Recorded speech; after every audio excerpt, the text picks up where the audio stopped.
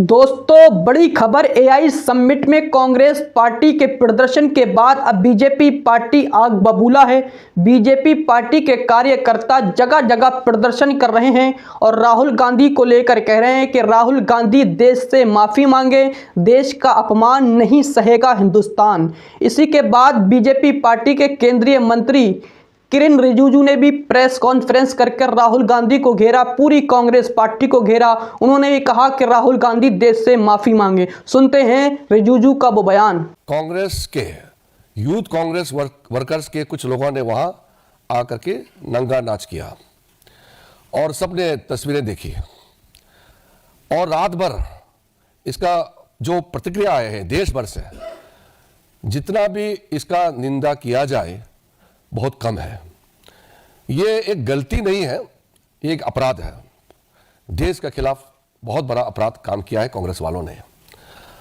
हमने सुबह उठ करके ये सोचा कि अगर कांग्रेस पार्टी में देश के प्रति थोड़ा भी उनका सोच विचार सोचा कि हम आत्ममंथन करके माफी मांगेंगे, तो सुबह जब हमने देखा माफी मांगने की जगह उल्टा कई कांग्रेसी नेता ये नंगा नाच को जायज ठहरा रहे थे।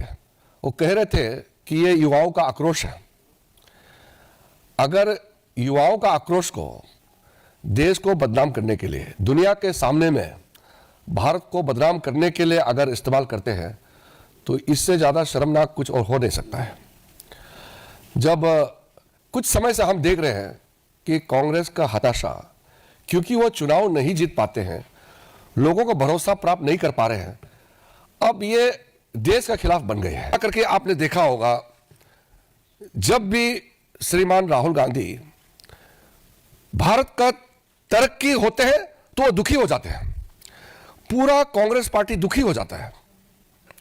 और यूरोप में जाकर के, दक्षिण अमेरिका में जाकर के, अमेरिका में कहीं भी जाकर के वहां भारत का खिलाफ उकसाते रहते हैं, भारत विरोधी ताकतों के साथ तालमेल बनाए रखते हैं। हमने कई कांग्रेस के नेताओं को भी प्राइवेट मुलाकात में भी कहा है, आप लोग राहुल गांधी को समझाते क्यों नहीं है। मैंने कई वरिष्ठ कांग्रेस नेताओं को कहा है कि राहुल गांधी को थोड़ा समझाइए, उम्र तो छोटा नहीं है, फिर उसका सोच विचार नादान है क्या, या वो समझने का क्षमता नहीं रखता है क्या, समझा कि देखो। कोई कांग्रेसी नेता राहुल गांधी जी को समझाने के लिए तैयार ही नहीं है और हर दिन भारत विरोधी का आवाज, उसका तेवर जो है बुलंद होते जा रहे हैं।